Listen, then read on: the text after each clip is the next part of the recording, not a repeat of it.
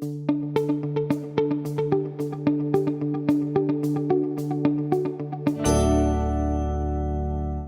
du coup, j'invite notre dernière intervenante.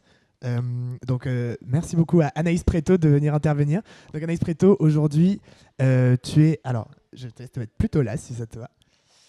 Donc Anaïs, aujourd'hui, tu es DG de Live Mentor. Donc Live Mentor, c'est une plateforme de formation en ligne pour entrepreneurs, étudiants et freelance. Et auparavant, tu as travaillé pendant 4 ans chez One Fine Stay, donc qui est une startup anglaise, si je ne me trompe pas, entre 2013 et 2017. Et donc, tu étais en supply acquisition. Donc, en gros, supply acquisition, c'est un travail un peu d'opération pour gérer l'offre d'appartements pour des locations de vacances, si je ne me trompe pas. C'est à peu près ça, ok. Donc du coup, notamment, tu as ouvert 2 pays, la France et l'Italie, et peut-être d'autres aussi. Du coup, en fait, typiquement, c'était un peu un métier country opener, plus ou moins. Tu peux nous en dire plus? Ouais. Alors juste pour la petite histoire, One Fine Stay, je ne sais pas si c'est connu, c'est un peu la génération d'avant des startups, puisque c'est une startup qui s'est fait racheter il y a 2 ans maintenant par Accor pour un petit peu moins de 200 millions. Et qui, donc ça fait partie un petit peu des, j'ai l'impression d'être vieille maintenant, des startups old school d'avant. Le métier de One Fine Stay, c'était de permettre à des personnes de louer leur appart, des apparts de luxe avec des services hôteliers. Donc la promesse, c'était, vous partez de chez vous et vous avez juste à nous dire que vous n'êtes pas là et nous, on va venir, on va mettre des draps chez vous, accueillir des guests et la seule chose que vous verrez en différence, c'est une ligne en plus sur votre compte bancaire. Donc c'était un métier hyper opérationnel parce que ça sous-entendait de gérer de l'inventaire exclusif, qui plus est haut de gamme, donc de recruter des propriétaires qui n'avaient pas du tout besoin de louer leur appart, donc un petit challenge aussi commercial, et ça sous-entendait de créer un hôtel qui avait la taille de la ville et qui devait servir des apparts qui n'avaient absolument rien en commun les uns avec les autres. Donc en gros, un petit challenge opérationnel qui était de reproduire l'efficacité d'une équipe de femmes de chambre du Georges V dans des apparts qui ne sont pas du tout les mêmes, avec des propriétaires qui ne rangent jamais leurs chaussettes et tout ce genre de choses. Donc, en termes de croissance, en termes d'histoire avec One Fine Stay, moi je suis arrivée en 2013. Donc la boîte avait levé 40 millions à l'époque. On était déjà lancé en Angleterre. On venait d'ouvrir New York et il fallait ouvrir la France. Ce qui présentait un certain nombre de complexités parce que c'était d'abord le premier marché français. Donc en langue française. Donc on avait toutes les complexités de la localisation, à la fois du contenu d'un point de vue traduction, et également toute la complexité d'adaptation des mentalités. Puisqu'en fait, à l'époque, c'était, je pense que l'expérience guest-to-guest doit être assez similaire à la mienne, mais à l'époque, quand on disait à des gens, vous pouvez louer votre appartement quand vous n'êtes pas là, Airbnb n'avait pas encore fait tout ce travail d'évangélisation, et donc il y avait un vrai truc d'essayer de faire passer cette mentalité anglo-saxonne dans des modalités françaises. Donc il y a eu tout un travail commercial, d'adaptation du message, de tâtonnement pour comprendre quelle allait être la bonne stratégie go-to-market en France. Parce que quand on parlait à des Anglais sur Facebook en disant rent your home, en France, il fallait faire un peu plus de choses, il fallait un processus sales un peu plus compliqué, un peu plus long. Et donc, on a commencé à voir dès le début les premières problématiques d'adaptation culturelle qui m'ont amené ensuite à structurer, lorsque j'ai pris les rênes de l'expansion européenne suite au rachat par Accor, et Accor ayant eu pour ambition de développer l'Europe très fort et qui m'avait alloué un budget de 70 millions, j'ai pu commencer à réfléchir comment on pouvait structurer par rapport à mon expérience à Paris une expansion qui partirait de Paris et qui aurait pour ambition d'ouvrir jusqu'à 10 destinations par semestre. Donc, pour refaire un peu l'historique, donc j'ai ouvert Paris et ensuite j'ai pris les fonctions de l'expansion européenne. J'ai ouvert l'Italie, donc avec Rome, Milan. J'ai ouvert aussi d'autres destinations en France, dont on aura l'occasion de reparler un peu de ce qu'on a appris à l'intérieur du même pays, Cannes, et une autre destination plus saisonnière en Écosse, à Édimbourg. Et j'ai vraiment vu à l'intérieur de chacun des pays toutes les problématiques qu'on peut se poser sur la structuration, qu'est-ce qu'on laisse au siège, qu'est-ce qu'on essaye de faire soi-même, à quel moment il faut recruter un country manager, si oui, quand, parce que ça charge la barque très fort, si vous voulez un très bon profil. Donc à quel moment en fait on se dit, bon, ce marché-là, il vaut la peine. Quand est-ce qu'il faut que je commence à recruter le GM Uber-like qui va me coûter très cher et donc il y a intérêt à ce que le marché fonctionne. J'ai vu toutes ces choses-là, mais on aura l'occasion, je pense, d'en reparler avec des questions un peu plus précises.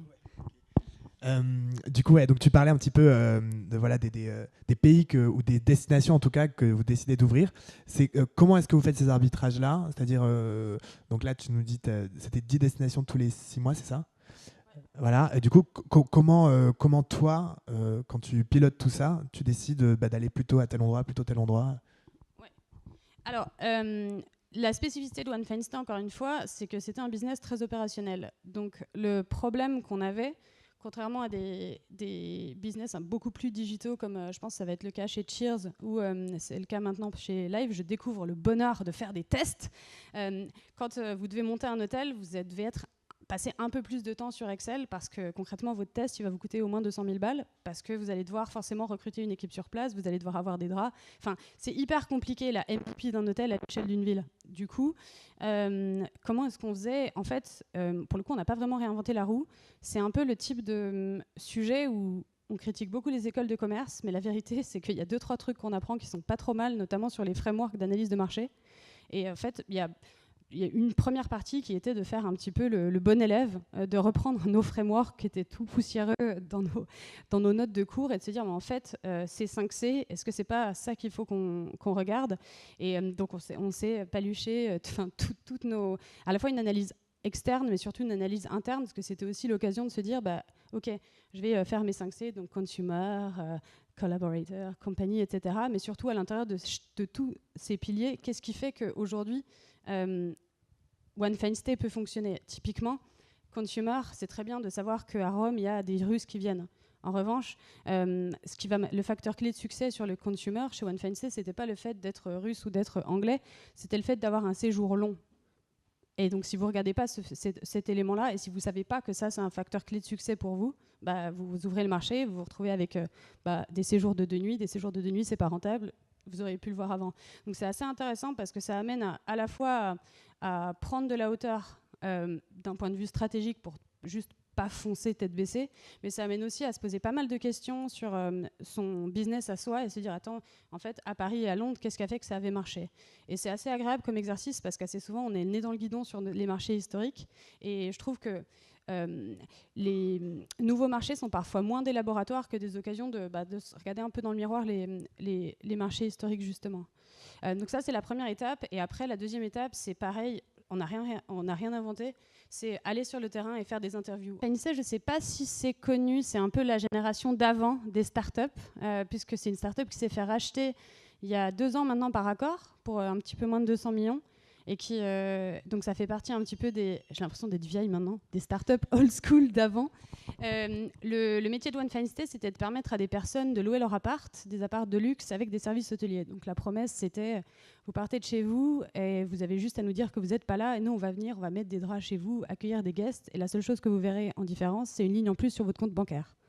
Donc c'était un métier hyper opérationnel parce que ça sous-entendait de gérer de l'inventaire exclusif, qui plus est haut de gamme, donc de recruter des propriétaires qui n'avaient pas du tout besoin de louer leur appart, donc un petit challenge aussi commercial, et ça sous-entendait de créer un hôtel qui avait la taille de la ville et qui devait servir des apparts qui n'avaient absolument rien en commun les uns avec les autres. Donc en gros, un petit challenge opérationnel qui était de reproduire l'efficacité d'une équipe de femmes de chambre du Georges V dans des apparts qui ne sont pas du tout les mêmes, avec des propriétaires qui ne rangent jamais leurs chaussettes et tout ce genre de choses. Donc, en termes de croissance, en termes d'histoire avec One Fine Stay, moi je suis arrivée en 2013. Donc la boîte avait levé 40 millions à l'époque. On était déjà lancé en Angleterre. On venait d'ouvrir New York et il fallait ouvrir la France. Ce qui présentait un certain nombre de complexités parce que c'était d'abord le premier marché français. Donc, en langue française. Donc on avait toutes les complexités de la localisation, à la fois du contenu d'un point de vue traduction, et également toute la complexité d'adaptation des mentalités. Puisqu'en fait, à l'époque, c'était, je pense que l'expérience guest-to-guest doit être assez similaire à la mienne, mais à l'époque, quand on disait à des gens, vous pouvez louer votre appartement quand vous n'êtes pas là, Airbnb n'avait pas encore fait tout ce travail d'évangélisation, et donc il y avait un vrai truc d'essayer de faire passer cette mentalité anglo-saxonne dans des mentalités françaises. Donc il y a eu tout un travail de commercial, d'adaptation du message, de tâtonnement pour comprendre quelle allait être la bonne stratégie go-to-market en France. Parce que quand on parlait à des Anglais sur Facebook en disant Rent Your Home, en France, il fallait faire un peu plus de choses, il fallait un processus sales un peu plus compliqué, un peu plus long. Et donc, on a commencé à voir dès le début les premières problématiques d'adaptation culturelle qui m'ont amené ensuite à structurer, lorsque j'ai pris les rênes de l'expansion européenne suite au rachat par Accor, et Accor ayant eu pour ambition de développer l'Europe très fort et qui m'avait alloué un budget de 70 millions, j'ai pu commencer à réfléchir comment on pouvait structurer par rapport à mon expérience à Paris une expansion qui partirait de Paris et qui aurait pour ambition d'ouvrir jusqu'à 10 destinations par semestre. Donc, pour refaire un peu l'historique, donc j'ai ouvert Paris et ensuite j'ai pris les fonctions donc, de l'expansion européenne. J'ai ouvert l'Italie donc avec Rome, Milan. J'ai ouvert aussi d'autres destinations en France, dont on aura l'occasion de reparler un peu de ce qu'on a appris à l'intérieur du même pays, Cannes, et une autre destination plus saisonnière en Écosse, à Édimbourg. Et j'ai vraiment vu à l'intérieur de chacun des pays toutes les problématiques qu'on peut se poser sur la structuration, qu'est-ce qu'on laisse au siège, qu'est-ce qu'on essaye de faire soi-même, à quel moment il faut recruter un country manager, si oui, quand, parce que ça charge la barque très fort, si vous voulez un très bon profil. Donc à quel moment en fait on se dit, bon, ce marché-là, il vaut la peine. Quand est-ce qu'il faut que je commence à recruter le GM Uber-like qui va me coûter très cher et donc il y a intérêt à ce que le marché fonctionne. J'ai vu toutes ces choses-là, mais on aura l'occasion, je pense, d'en reparler avec des questions un peu plus précises. Du coup, donc tu parlais un petit peu des pays ou des destinations en tout cas que vous décidez d'ouvrir. Comment est-ce que vous faites ces arbitrages-là? C'est-à-dire, donc là tu nous dis c'était 10 destinations tous les 6 mois, c'est ça? Voilà. Et du coup, comment toi, quand tu pilotes tout ça, tu décides d'aller plutôt à tel endroit, plutôt tel endroit? Ouais. Alors, la spécificité de One Fine Stay, encore une fois, c'est que c'était un business très opérationnel. Donc, le problème qu'on avait, contrairement à des business beaucoup plus digitaux, comme je pense que ça va être le cas chez Cheers, ou c'est le cas maintenant chez Live, je découvre le bonheur de faire des tests. Quand vous devez monter un hôtel, vous devez passer un peu plus de temps sur Excel parce que concrètement, votre test, il va vous coûter au moins 200 000 balles parce que vous allez devoir forcément recruter une équipe sur place, vous allez devoir avoir des draps. Enfin, c'est hyper compliqué la MVP d'un hôtel à l'échelle d'une ville. Du coup, comment est-ce qu'on faisait? En fait, pour le coup, on n'a pas vraiment réinventé la roue. C'est un peu le type de sujet où on critique beaucoup les écoles de commerce, mais la vérité, c'est qu'il y a 2-3 trucs qu'on apprend qui sont pas trop mal, notamment sur les frameworks d'analyse de marché. Et en fait, il y a une première partie qui était de faire un petit peu le bon élève, de reprendre nos frameworks qui étaient tout poussiéreux dans nos notes de cours et de se dire, mais en fait, ces 5C, est-ce que c'est pas ça qu'il faut qu'on regarde? Et donc, on s'est paluché toutes nos... À la fois une analyse externe, mais surtout une analyse interne, parce que c'était aussi l'occasion de se dire, OK, je vais faire mes 5C, donc consumer, collaborator, compagnie, etc. Mais surtout à l'intérieur de tous ces piliers, qu'est-ce qui fait qu'aujourd'hui, One Fine Stay peut fonctionner? Typiquement, consumer, c'est très bien de savoir qu'à Rome, il y a des Russes qui viennent. En revanche, le facteur clé de succès sur le consumer, chez One Fine Stay, c'était pas le fait d'être russe ou d'être anglais, c'était le fait d'avoir un séjour long.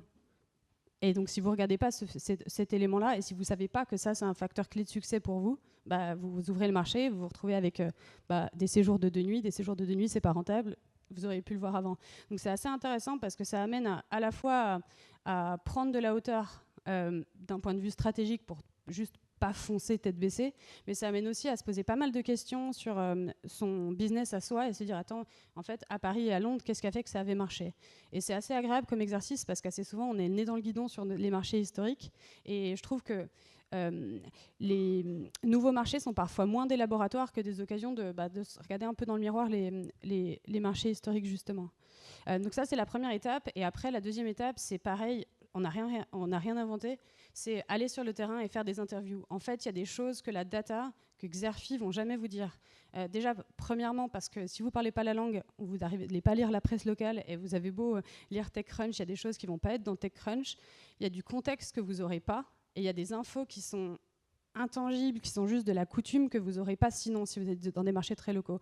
Typiquement, un exemple, quand on était à Cannes, Donc on voulait lancer Cannes, alors on avait regardé, magnifique, les gens payent très cher, c'est fantastique. Il y a l'air d'avoir de l'inventaire qui est encore disponible, je regarde, oui, beaucoup de villas, etc., les cadastres et tout. Et en fait, en discutant avec 3 agents immobiliers, on s'est rendu compte que les plus belles maisons, bon, non seulement étaient déjà listées dans 50 milliards d'agences, et nous on voulait de l'exclusivité, mais surtout les propriétaires avaient cette habitude de vouloir louer l'été que 3 mois de suite. Donc la réservation de 600 000 balles, quand nous, on avait un séjour moyen qui était plutôt d'1 semaine, 2 semaines, parce que c'était des familles. Et donc, et ça, cette info, vous ne pouvez pas vraiment l'avoir en fait dans les études générales, parce que ça va être un séjour sur 1 million, ça va être, c'est pas forcément un truc qui intéresse vraiment Xerfi, et pourtant vous pouvez l'avoir avec une discussion de 5 minutes avec un agent. Donc je dirais combiner un peu les deux phases, et pour le coup vraiment c'est vraiment 101, mais ça a le mérite de marcher. Une phase assez sérieuse, bon élève, ça permet de revoir les fondamentaux, et ensuite aller passer du temps, faire beaucoup d'interviews. En plus c'est extrêmement bénéfique les interviews, parce que très souvent c'est une bonne façon d'approcher des partenaires potentiels. C'est beaucoup plus simple à faire que de dire « Hey, je suis une nouvelle arrivante dans le marché, je vais te piquer du business, viens, on fait un truc ensemble ». C'est beaucoup plus facile, ça permet de nouer des relations aussi sur place et d'avoir des conversations qui sont beaucoup plus douces au départ. Trop bien. Et alors du coup, tu disais, voilà, on met pas forcément un country opener, country manager sur place. Pareil, ça, cet arbitrage-là, il se décide comment? C'est du volume de marché que tu arrives à obtenir. Et si c'est pas cette personne-là que tu as sur place, qui est-ce que tu envoies sur place? Ouais, alors en fait, nous, on a un peu testé les deux. Et je dirais qu'il y a un premier élément qui joue, qui est assez pragmatique, c'est le niveau de fonds qu'on a. Parce que on a commencé avec une approche très... on avait beaucoup d'argent, quoi. Donc on faisait les choses très bien, mais on avait aussi beaucoup d'argent. Et honnêtement, je le vois maintenant, on a des moyens beaucoup plus limités. C'est pas des choses qui sont forcément très facilement reproductibles. Et en plus, c'est reproductible que lorsque vous avez des marchés qui ont quand même une certaine profondeur. Typiquement, un Paris, un Londres, vous pouvez vous permettre de charger la barque avec un general manager assez cher. Quand vous allez ouvrir, je sais pas, la Sicile, c'est un peu plus compliqué, et plus vous allez en plus aller vers des marchés qui sont moins naturels, plus ça va être des marchés qui vont être plus petits, plus vous allez devoir essayer d'être un peu plus agile. Donc, c'est pas forcément, cette structure-là fonctionne pas dans toutes les configurations. Dans tous les cas, le premier modèle que nous on avait, c'était le modèle assez classique à la Uber. Je crois qu'ils font ça en tout cas. On recrute le country manager et il ne se passe rien tant qu'on n'a pas le country manager. Donc on envoie 200 000 mails sur LinkedIn, on veut qu'un top profil, quelqu'un qui ait 6-7 ans d'expé, un peu le profil country opener de Rocket, j'imagine. Donc on commence par cette personne, ensuite on la met en immersion dans un marché historique. Donc la personne passe 4-5 mois à regarder, à faire du service client, à observer les équipes. Elle s'imprègne vraiment de la culture. Ensuite elle arrive sur place et elle recrute son équipe. Ça fonctionne super bien parce que ça donne des personnes hyper onboardées, ça donne des personnes hyper engagées aussi parce qu'elles ont une marge de manœuvre fantastique. C'est vraiment, tu crées une boîte dans la boîte. Ça, le truc, c'est que ça sous-entend d'avoir quand même pas mal de fonds parce que c'est quelqu'un qui va vous coûter cher et c'est quelqu'un qui va pas vous rapporter beaucoup pendant tous les mois où il va être dans sa phase d'acclimatation. Donc si vous avez les moyens de le faire, c'est fantastique. Mais si on est un petit peu pragmatique, c'est pas toujours possible. Et sur certains marchés, ce sera juste jamais possible parce que vous n'aurez pas la profondeur pour pouvoir faire ça.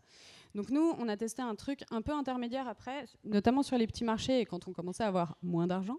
Il y a un système où on avait une équipe expansion centrale qui faisait un peu le rôle de country manager as a service, avec rattaché une équipe de launcher, alors qui allait pour le coup être plutôt opérationnelle, qui allait set up les opérations au départ, parce que les opérations c'est vraiment un truc, en tout cas chez nous, où on voulait pas du tout localiser au départ, on voulait vraiment que ce soit mis en place par des personnes qui l'avaient déjà fait 15 fois, parce que c'est la chose que vous voulez qui ne change pas. Et par contre, on recrutait directement une personne locale pour l'acquisition, parce qu'on s'est vraiment rendu compte que sur la partie offre, c'est juste impossible de travailler si on n'est pas local. Personne ne connaît mieux Rome qu'un Romain qui a vécu depuis 20 ans. On peut faire toute la market research. C'est juste, on perd du temps à essayer de réinventer la roue. Un exemple assez marrant que j'ai là-dessus, c'est une anecdote que je raconte tout le temps parce que c'est vraiment ridicule.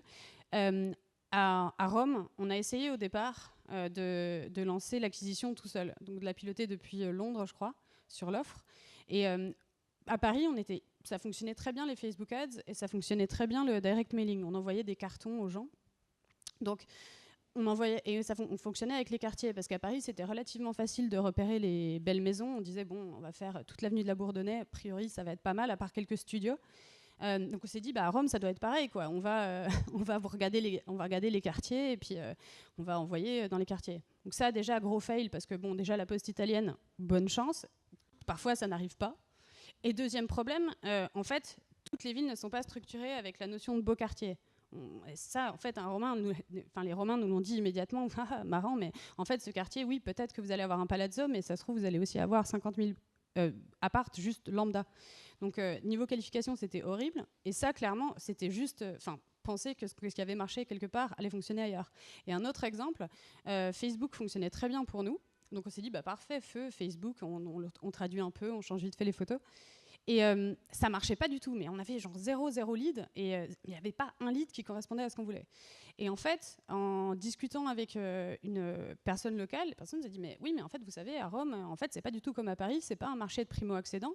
L'immobilier de luxe, il appartient à une quinzaine de familles, donc elles sont toutes au même endroit, et ça se passe, la vie se passe, se structure autour de rendez-vous, autour de galas, autour de soirées, autour de lieux qui sont très très définis, et les gens ne font pas encore confiance au digital. C'était il y a un petit moment maintenant, mais on dit ok, très bien et tout, puis ils disent vous savez, le plus simple ce serait, parce que c'est des gens, ce qui les intéresse, c'est le dernier lieu à la mode, c'est un événement mondain, c'est se rencontrer entre soi, etc. Pourquoi est-ce que vous ne créeriez pas un bar ?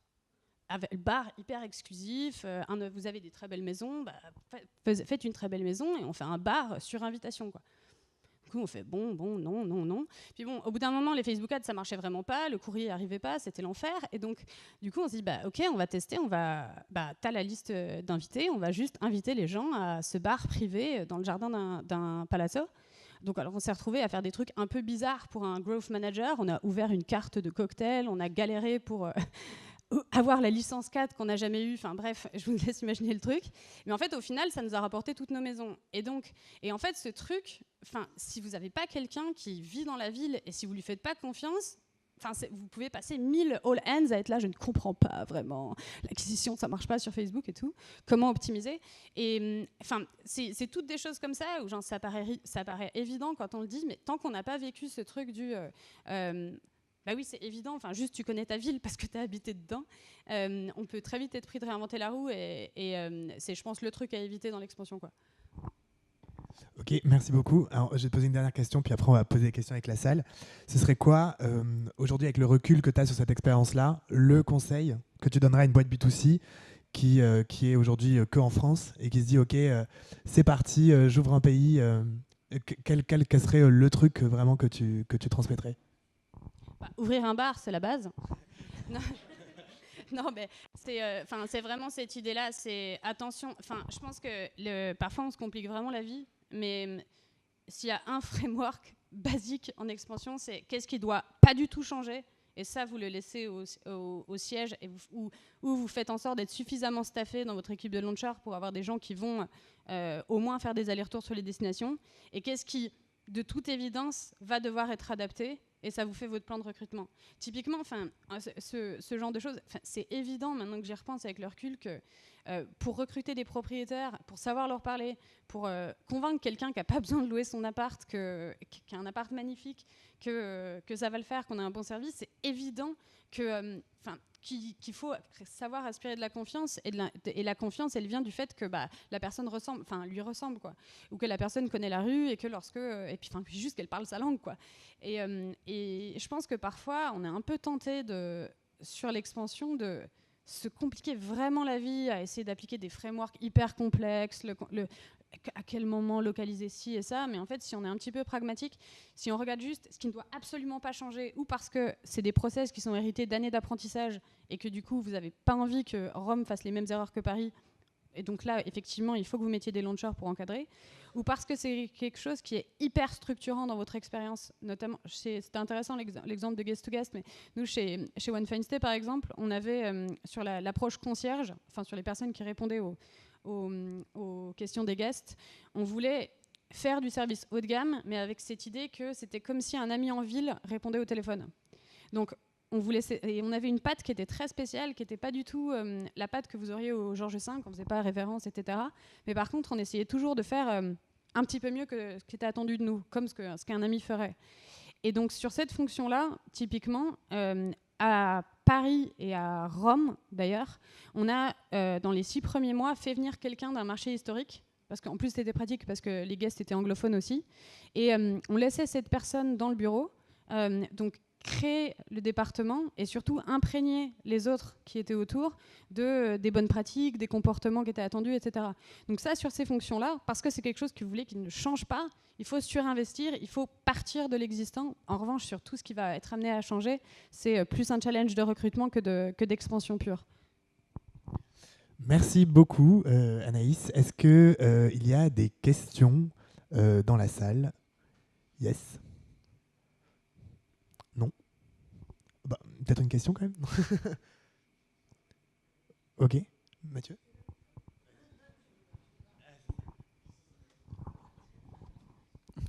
Merci beaucoup pour le témoignage. Nouvelle question. Est-ce que tu penses, quand tu lances One Fine Stay, vous allez lancer combien de pays exactement? Enfin, en ville, ouais. 6. Et qu'est-ce que tu penses, comment on hiérarchise les priorités de lancement, et du coup, est-ce que ça vaut le coup de lancer plusieurs pays-villes en même temps, ou est-ce qu'il faut attendre pour voilà, voir si quelque chose marche, voilà.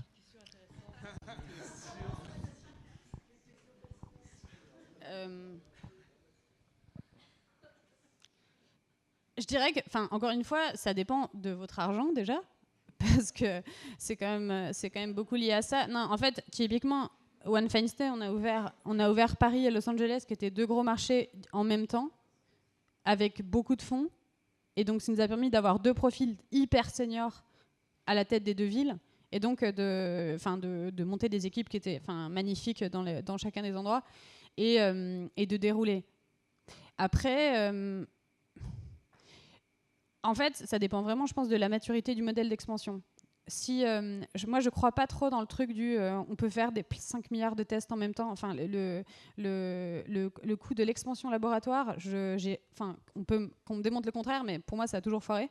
Le coup oui, on va apprendre sur notre business en faisant plus de trucs, et on va résoudre les problèmes de Paris en ouvrant Rome. Enfin non, ça marche pas.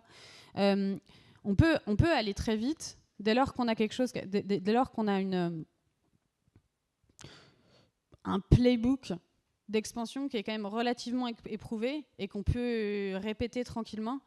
Se lancer dans l'expansion en faisant 50 milliards de trucs à la fois, à moins d'avoir beaucoup de fonds, encore une fois, et d'avoir des personnes qui soient extrêmement seniors sur chacun des seniors ou expérimentés à l'intérieur de la boîte, qui soient à la tête de chacun des marchés, ça me semble un peu casse-gueule. Après, c'est compliqué comme question. Je ne sais pas s'il y a un contexte en plus. C'est ça qu'il voulait. Oui. Mais globalement, on revient toujours au truc qu'il faut des sous. Une autre question peut-être? Ok, moi éventuellement j'ai aussi une question que j'avais à t'écouter. C'est quoi les relations avec le siège à Londres du coup, j'imagine? Est-ce que toi tu as quelqu'un vraiment à qui tu reportes et qui te met la pression sur tes résultats? Est-ce que tu es assez libre? Comment ça se passait? Ouais, alors maintenant plus, hein. J'y suis plus. Hein. Oui, c'est passé par Non, ouais, j'y suis plus. Comment ça se passait? Alors, nous, le siège était plutôt une fonction support. Donc, tout ce qui était marque, tech, allait être au siège. Donc, c'était plutôt un centre de service pour nous. D'un point de vue reporting, moi, je reportais au CEO. Qui oui me mettait la pression, et j'avais la responsabilité des PNL des marchés, et après petit à petit j'avais les country managers une fois que le marché se structurait, qui me reportaient sur les PNL. Okay. Ouais, c'est assez classique ça pour le coup, je pense. Okay. Alors, est-ce qu'il y a une dernière question? Ouais, Lucas au fond. Merci beaucoup. Est-ce que tu as, par rapport aux premiers marchés qui ont été lancés, est-ce qu'il y a une courbe d'apprentissage est-ce que tes marchés que tu lances ultérieurement, tu as des attentes qui sont de lancer à la même vitesse de croissance que les premières villes, plus vite, plus lentement, et est-ce que vous avez planté des marchés aussi ?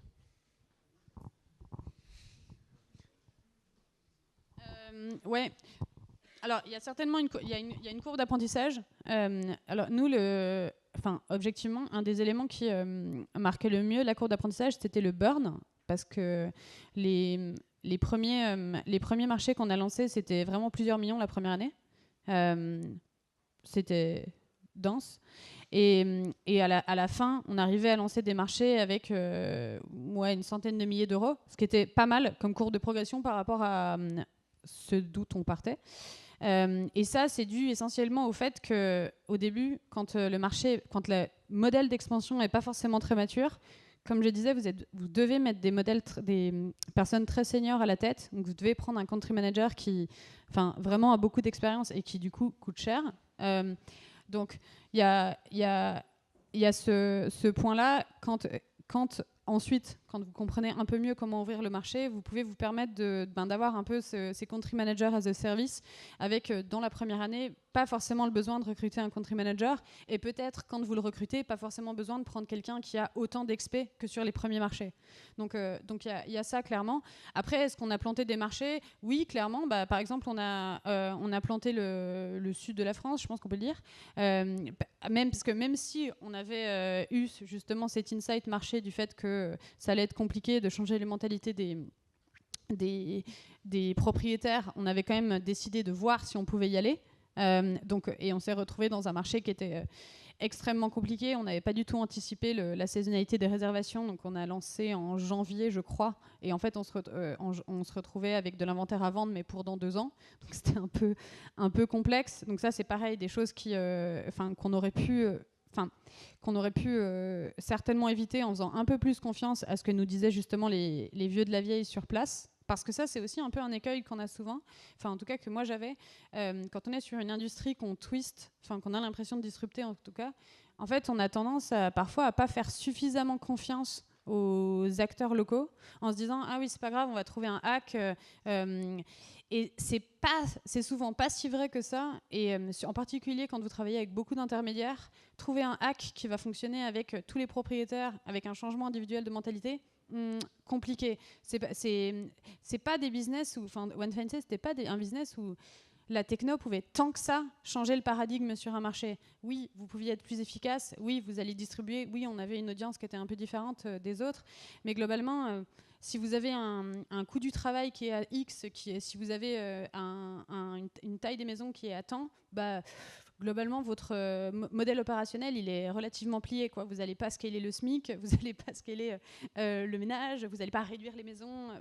Donc, il y a des fondamentaux du business qu'on a parfois l'impression de pouvoir trop scaler, je trouve, en étant jeune acteur et un peu tête brûlée, qui sont pas toujours si évidents. Et je trouve que, oui, pour moi, c'est la courbe d'apprentissage, ça a été peut-être de faire un peu plus confiance à ceux qui sont là depuis longtemps et de ne pas être trop confiant justement sur notre capacité à complètement changer le paradigme. C'est ça. Merci beaucoup. Alors, je rappelle que Anaïs est DG de Live Mentor aujourd'hui, donc elle n'est plus chez One Fine Say, ce que tu as précisé. Merci beaucoup à toi, c'était super intéressant et merci à tous.